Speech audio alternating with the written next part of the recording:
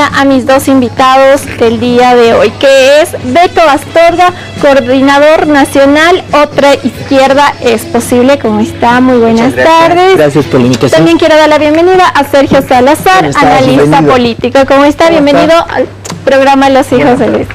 ¿Cómo estás? Bienvenido al programa. ¿Cómo están? Buenas tardes. Buenas tardes. Gracias por formar parte de este programa.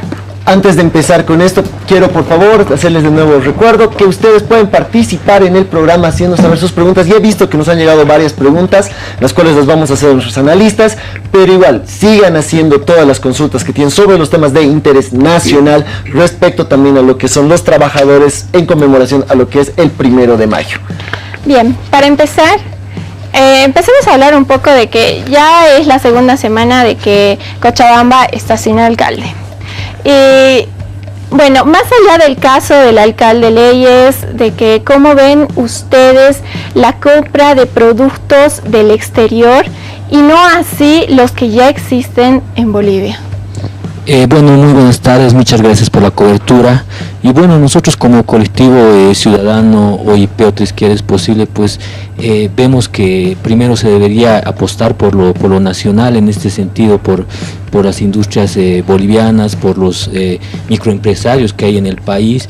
Y en este tema de la corrupción, pues es algo lamentable, ¿no? Se viene diciendo que puede ser persecución política, pero también hay muchos datos que ha habido nomás corrupción. En ese sentido se tiene que investigar a fondo este tema, y es lamentable que exista corrupción en la oposición, en el oficialismo. Ojalá en algún momento el país pueda salir de estos temas de corrupción, y se está notando acá que la corrupción puede estar en izquierda, puede estar en derecha. Lo importante es que más adelante pues puedan existir políticos nuevos o los actuales que tengan realmente principios y que en este caso no realicen negociados con el dinero del Estado. Por favor, tu opinión al respecto, Sergio. Muchas gracias. Creo que el alcalde Leyes ha demostrado las dos lógicas que existen hoy en el país, ¿no? Por un lado está el Estado, el gobierno administrado, desde la perspectiva del consumo interno, desde la perspectiva de lo hecho en Bolivia, ¿no? Ha fomentado diferentes empresas de leche, de celulares, de textiles, una variación, 26 empresas del Estado y más que están trabajando para los bolivianos y para el consumo interno, ¿no? Y tenemos la vieja lógica de los demócratas, en este caso la víctima es Leyes. Decimos víctima porque cae en sus propios juegos que siempre han transcurrido en eso, en una forma bastante liberal, neoliberal. Y bueno, ya sabemos cómo terminó. El tema tiene pruebas, ha sido un hecho de corrupción. La corrupción no se la negocia, entonces se le abre el juicio y bueno, hoy está en pleno proceso, ¿no? Muy bien, sí, es bastante cierto cómo este tema de la corrupción aún sigue vigente y hay muchos casos que tienen que tratar sobre esto. Otro tema que, hablando de interés nacional, que queremos tratar con ustedes dos es lo que ha pasado recientemente entre Perú y Bolivia, que se está reforzando la integración entre ambos países y se está dando más fuerza al uso del puerto en Hilo, que era algo que esperábamos por mucho tiempo. Sus consideraciones, por favor. Sí, insisto en el tema de que hoy tenemos un Estado mucho más fuerte, un Estado mucho más sólido, una administración gubernamental pensando para los bolivianos, y justamente este hecho de vinculación internacional bilateral con Perú marca eso, ¿no? Va a marcar, es una marca país también, y también la integración que se está pensando mucho más grande con el tema del tren bioceánico, ¿no? Desde Santos, Brasil, y que bueno, terminaría en el puerto de Hilo en este caso, ¿no? Entonces es algo muy saludable para la economía boliviana, es algo muy saludable para la ciudadanía, para la población en general, pero también es una apuesta mucho más grande, ¿no? Si bien teníamos la salida de Hilo hace bastante tiempo, pero hoy los mecanismos, la construcción de un puerto, la construcción de lugares donde podamos recibir nuestras mercaderías están en este proceso, ¿no? y el resultado es este. Entonces yo creo que felicitar al pueblo boliviano, felicitar a esta administración y bueno, al hermano país peruano también, ¿no? que estamos emprendiendo esta dinámica comercial hoy. Claro. Y Beto, ¿qué nos podrías decir? Quiero adelantar algo, quiero pedir como una parte de la pregunta. ¿Hemos tardado demasiado en ver a Hilo con seriedad en este sentido? Sí, porque recordemos pues que esto ha sido en el gobierno de Zamora, Jaime Zamora, ¿no? Cuando Jaime estaba de presidente, sabes, se hizo el acuerdo con Alberto Fujimori, si no me equivoco, entre 1989 y 1993, ¿no? Que duró el gobierno de Zamora. Y se tardó pues mucho en ver Hilo, ¿no? Pues después de Zamora pasaron distintos gobiernos, estuvo por ahí Banzer, Goni, Carlos Mesa, Rodríguez Belcé, presidente Evo Morales, y se tardó realmente mucho tiempo para darle algún sentido a este puerto de Hilo, a este acuerdo que en ese momento se llamaba Bolivia Mar, se lo decía, y ha pasado muchos años en ese sentido, pero bueno, ya nunca es tarde para retomar, para aprovechar este acuerdo que ha existido hace muchos años en este caso entre ambos presidentes de esa época, y ahora es algo beneficioso para el país que existan estos lazos comerciales. En el tema de comercios, pienso que no tiene que existir diferencias con los países ni ideológicas ni nada por el estilo, porque acá lo que interesa es que haya un libre comercio, que exista beneficios para el país económicamente, y en ese sentido Bolivia tiene que hacer estas tratativas con Perú y también con otros países, sin importar la ideología, pero que beneficien económicamente a Bolivia. Beneficiar a Bolivia, exacto. Ayer falleció el general Luis García Mesa, expresidente, dictador. Las Fuerzas Armadas no le rindieron honores como al expresidente y también exdictador, el general Hugo Banzer. ¿Por qué creen que se dio esto? Bueno, en lo personal, ¿no? Viendo videos, viendo también periódicos del tiempo, de ese momento, bueno, pues el general Luis García Mesa ha sido, se puede decir, el gobierno más sangriento que ha existido en el país, ¿no? A causa de la dictadura de García Mesa murieron, por ejemplo, líderes como los Cayos de la calle Harrington, Marcelo Quiroga Santa Cruz, Luis Espinal, o sea, gente muy valiosa que ha perdido la vida en esa época. Ha sido una dictadura muy sangrienta que no ha beneficiado en ningún sentido al país. En todo caso, gracias a García Mesa se ha perdido gente idealista, gente con convicción, además de las muertes que ya nombré. Ha habido pues persecución política, ha habido exiliados, ha habido arrestos. En ese sentido pues ha sido uno de los dictadores más sangrientos en la historia del país, y por eso no hay tanta repercusión, no hay tanto homenaje hacia esta persona, porque en síntesis ha hecho mucho daño a Bolivia y ha hecho mucho daño a los derechos humanos. Sergio, yo te quiero meter una cosa ahora que preguntó Joana también. Si se le ha hecho el homenaje a general Hugo Banzer Suárez por las Fuerzas Armadas, he entendido que igual ha tenido 8 años de dictadura. Entonces, ¿qué lo diferencia? Porque igual ha sido 8 años de dictadura fuerte que ha vivido Bolivia, no, tampoco es que ha sido todo tranquilo esos 8 años, como estaba así. Entonces, ¿por qué, digamos? ¿Qué los diferencia? Tenemos muchas dudas, aún muchas preguntas. Por favor, lo más breve posible. Bueno, creo que el juicio a Banzer estaba llegando ese momento, ese del año 2000, por el juez Garzón de España, ¿no? Había un juicio a todos estos procesos militares, a este plan Cóndor, a esta dictadura de los años 70. Entonces Banzer en cualquier momento iba a caer también, ¿no? Ahora, yo creo firmemente que no se le hace ningún homenaje a Luis García Mesa por un hecho estrictamente de ética, de ser coherentes, ¿no? Tenemos hoy un proceso de cambio, pero el cambio también pasa por acá. Y ese cambio también pasó por las Fuerzas Armadas, ¿no? Y una persona que ha hecho tanto daño a nuestro pueblo, a nuestra gente, a los bolivianos, a los humildes, no merece un acto, nada, ¿no? Yo creo que es esa coherencia que hoy tienen las Fuerzas Armadas y de decidir no hacerle nada, no al general, al dictador, porque él fue un dictador más que su cargo, ¿no? Y lo tenemos que recordar de esa manera y tenemos que tener esta memoria histórica, ¿no? De lo que fue su gobierno y de lo que dejó. Y Sergio, una pregunta más, quiero adherir a eso, para ustedes dos, ¿no? Partiendo contigo, obviamente ha traído, como han dicho ambos, ha habido consecuencias serias que ha traído esto, pero la muerte de esto, a pesar que ha cerrado un capítulo en la historia de Bolivia, una parte agria de nuestra historia, la condena y todo, la condena que él ha sufrido no ha traído tantas respuestas como las dudas en realidad que mayormente tenemos. Una de esas son la gente desaparecida, entonces todavía se está en deuda con esas personas, ¿no? ¿Tú cómo opinas esa parte ahora que la muerte, claro, de García Meza? Claro, el capítulo no cerró, ¿no? Todavía no está el cuerpo de Marcelo.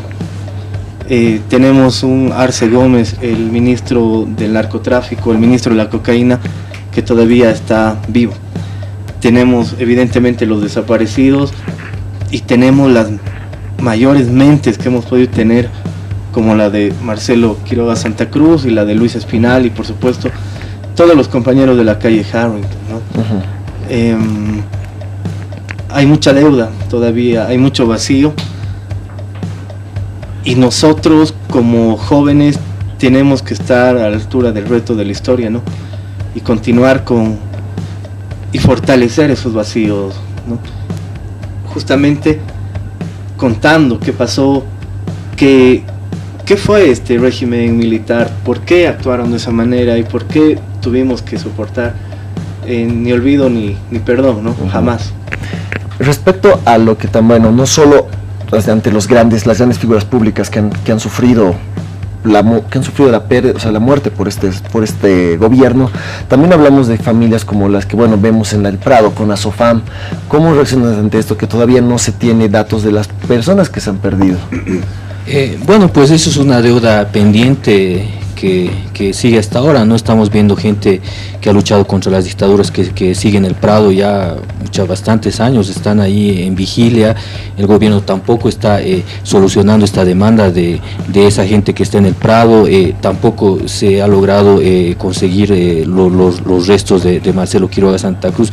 Entonces hay muchas cosas que han quedado todavía desde la dictadura de García Meza, son deudas pendientes históricas que este gobierno también tiene que subsanarlos en algún momento. No puede ser que pasemos por el Prado y hay ahí unas carpas y gente ya bastante mayor duerma ahí en lluvia, esté ahí en las inclemencias del tiempo, y en ese sentido esos temas también el actual gobierno tiene que solucionarlos.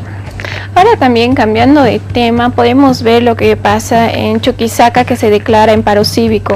¿Qué hacemos con Incahuasi? ¿Qué soluciones se podría dar a este tema? Bueno, eso ya es un tema complicado, ¿no?, que está ocurriendo entre dos regiones del país, y se tiene que ver alguna forma, algún mecanismo para que se pueda llegar a un acuerdo en este sentido. En el tema de Incahuasi estamos viendo que hay diputados ya en huelga de hambre también. Hay gente que se está empezando a movilizar, pero tiene que haber una cierta se podría decir hasta negociación o un acercamiento entre estas dos regiones para que se arregle este tema. Vienen sobre Incahuasi, por Sergio.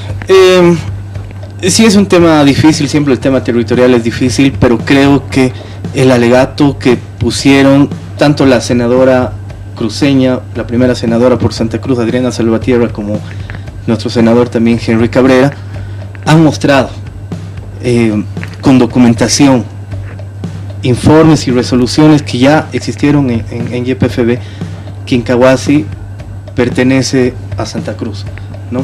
La brigada parlamentaria de Santa Cruz también ha hecho una muy buena puesta en escena, y creo que se tiene que respetar lo que ya está establecido en un documento, ¿no? Siento mucho por los hermanos chuquisaqueños, ¿no? Sí. Pero qué pena. La verdad es un tema bastante complicado, que esto del territorio, ¿no?, siempre es difícil. No podemos hacer juicios salomónicos. Claro, totalmente. Ahora, cortito para los dos, ¿no?, porque obviamente el tiempo siempre es corto en televisión. Están llegando bastantes mensajes, entonces quiero leer un mensaje respecto a otro tema de interés nacional que nos llega de Jorge Callejas Vargas. Agradece Jorge por el mensaje, que dice: una deuda que el gobierno aún tiene con los ciudadanos es la salud. ¿Cómo ven ustedes que se construyen edificios públicos lujosos y hay gente haciendo fila desde las 5 de la mañana en hospitales? Su opinión, por favor. Evidentemente, ¿no? Hemos aumentado un nivel poblacional bastante alto en este tiempo desde que está Evo Morales, ¿no? La salud también ha aumentado. Exigimos mucho y está muy bien, es muy correcto lo que dice el Jorge que nos manda su mensaje, soporte, ¿no? Y todos los días se está pensando en la salud, se está construyendo. No existía antes hospitales de tercer nivel, de segundo nivel o de cuarto nivel. Hoy se están construyendo, se están haciendo canalizaciones para que los gobiernos departamentales también tengan una muy buena administración, ¿no? De hecho, hoy el Estado ha asumido un rol en esta descentralización que no le correspondía, pero justamente es para aumentar los ítems en temas médicos, ayudas en temas médicos, y por supuesto que la salud y la educación siempre van a ser prioridad del Estado. Bueno, pasemos claro que sí. ¿Beto, opinas lo mismo? Yo considero que el gobierno está malgastando el dinero de todos los bolivianos. Hay un malgasto, como dicen en el mensaje. Por ejemplo, se ha gastado 7 millones de dólares en el Museo de Orinoca, 39 millones de dólares en los billetes. Ahora en este Palacio Nuevo igual ha sido un gasto muy fuerte. En ese sentido, pues antes de realizar esos gastos, primero se debería equipar los hospitales que ahora hay. Por ejemplo, el Hospital de Clínicas no hay ni camas, no hay a veces insumos, y eso primero debería ser la prioridad. Antes de crear un palacio nuevo, primero debería haber hospitales de tercer y cuarto nivel. Tenemos aún muchas preguntas de interés social, pero tenemos que ir a un pequeño corte y enseguida retornamos.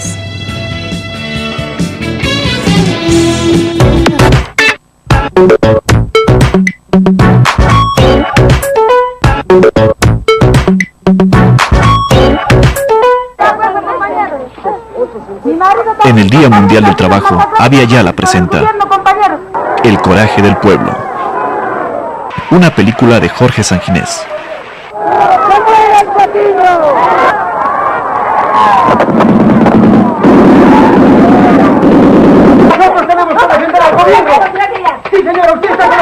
Martes 1 de mayo, a horas 22:30, por Abya Yala Televisión, un continente de culturas.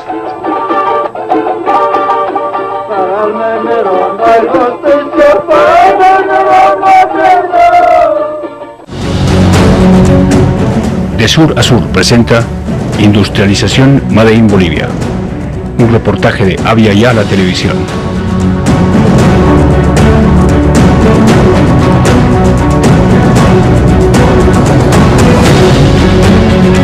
Industrialización Made in Bolivia, martes 1 de mayo, a horas 21:30, por Abya Yala Televisión, un continente de culturas. Flacos, blancos, altos, flojos, gordos. El racismo y la discriminación son delitos. Construyamos una vida en armonía y llena de valores, porque somos parte de una Bolivia diversa e inclusiva.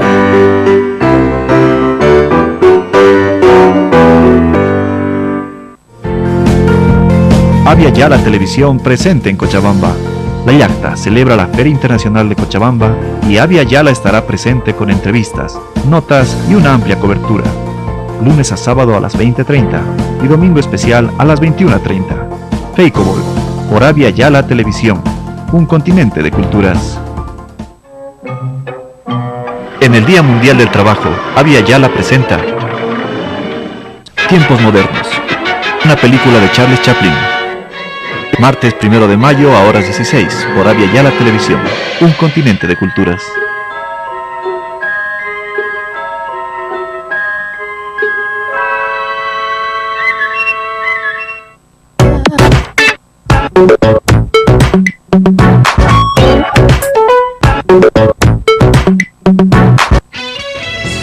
Volvemos con este debate que está bastante interesante, agradeciendo a Beto y a Sergio por brindarnos un poco de su sapiencia sobre los distintos temas que importan y preocupan a la sociedad boliviana.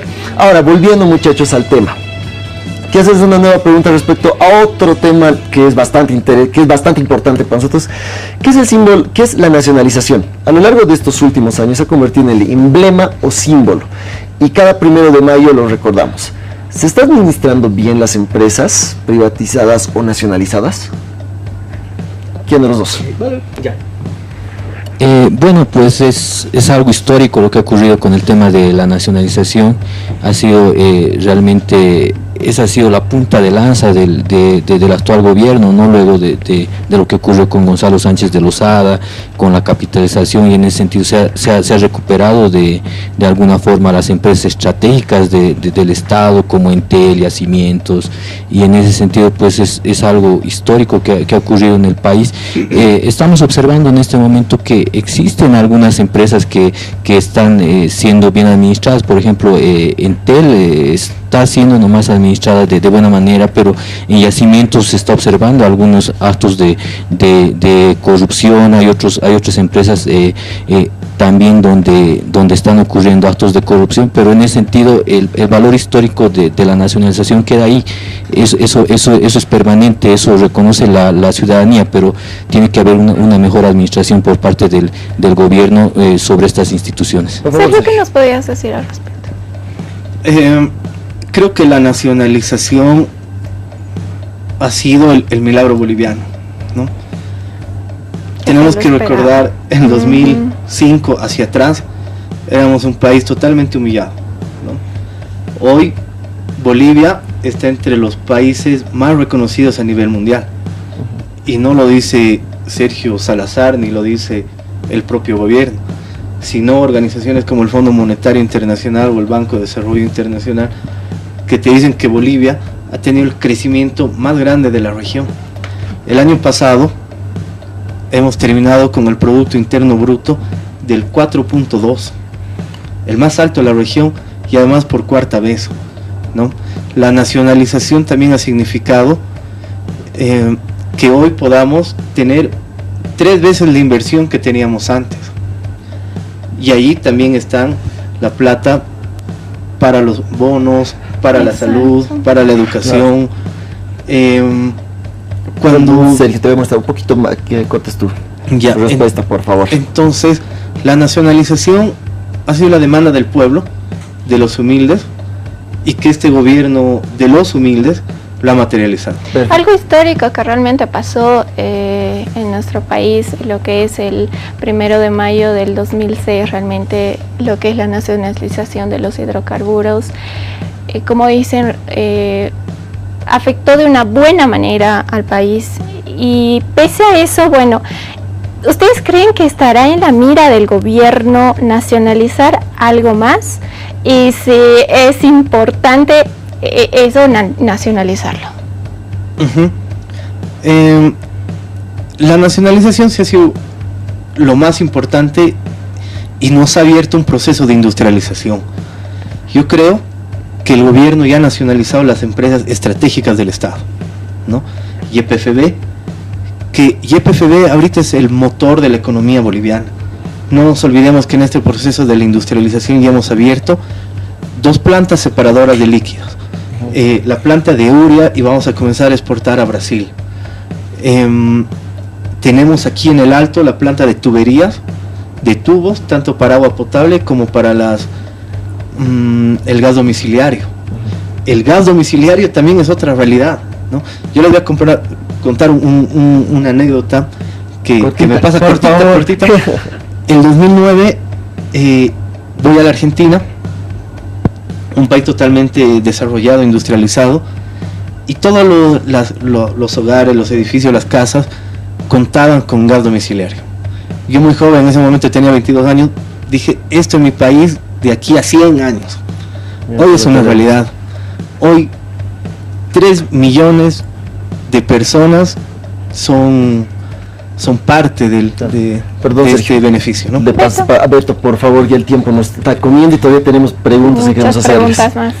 Bueno, el tema de la nacionalización ya ha logrado el objetivo, ¿no? Se han nacionalizado empresas estratégicas del país, no creo que ya se deberían nacionalizar otras y más bien se las debería administrar de buena forma las empresas que se las nacionalizaron, y en ese sentido eso ya se cumplió. Ahora lo que le queda al gobierno es profundizar el tema de la democracia, respetar el voto ciudadano del 21 de febrero del 2016, mejorar la salud, que hay hospitales de tercer, cuarto nivel, el empleo es algo importante que hay que mejorarlo en el país. Por ejemplo, de 10 jóvenes profesionales solo uno tiene empleo en Bolivia, y esas cosas es lo que tiene que ir mejorando el gobierno. Ya ha hecho un gran camino con el tema de la nacionalización, algo histórico, pero hay otras demandas históricas también que tiene que recogerlas y realizarlas. Perfecto, miren, quiero que, agradeciéndoles a la presencia a cada ustedes dos, lo último que quiero que así cortito, por favor, en 20 segundos si pueden, ¿qué piensan sobre el aumento salarial y qué tanto afecta esto a las pymes? Lo último que les voy a pedir. Bueno, en lo personal considero que el aumento salarial, en este caso del 5.5 al haber básico y del 3% al salario mínimo nacional, no llega a toda la ciudadanía, ya que según datos de la OIT, más del 70% de la población trabaja de manera informal. En La Paz solo el 8% de los jóvenes tienen empleo, en el Alto solo el 1% de jóvenes tienen empleo. Entonces, en ese sentido, no va a llegar a toda la ciudadanía, porque pocos cuentan con empleos estables en el país. Sergio, te voy a tener colgado con esta, vas a disculpar porque justo el programa ya se nos está acabando. Creo que tenemos tantas preguntas aún. Por eso nos vamos a invitar pasito a todo, porque los temas de interés nacional son bastante altos. Quiero agradecer por estar en nuestro programa, muchísimas gracias. También quiero agradecer a Peluquería Maggie, que todos los lunes, miércoles y viernes me hacen los peinados súper bonitos. Hoy estoy con una flor, trencita, que nos peina Andrés, Victoria y a mí. Muchísimas gracias, Maggie. ¿Y qué tendremos el próximo programa, Andrés? El día miércoles vamos a estar con Pedro Sus para tratar la ley edil sobre la protección a los menores contra los concursos de belleza. También vamos a contar con Negro y Blanco, que nos va a hablar sobre su actualidad musical. Sergio, Beto, muchísimas gracias. Hasta la próxima, realmente, porque tenemos todavía muchas más preguntas. Y no se pueden perder el programa del día miércoles. Nos vemos. Gracias. Lo que ya saben del cuento.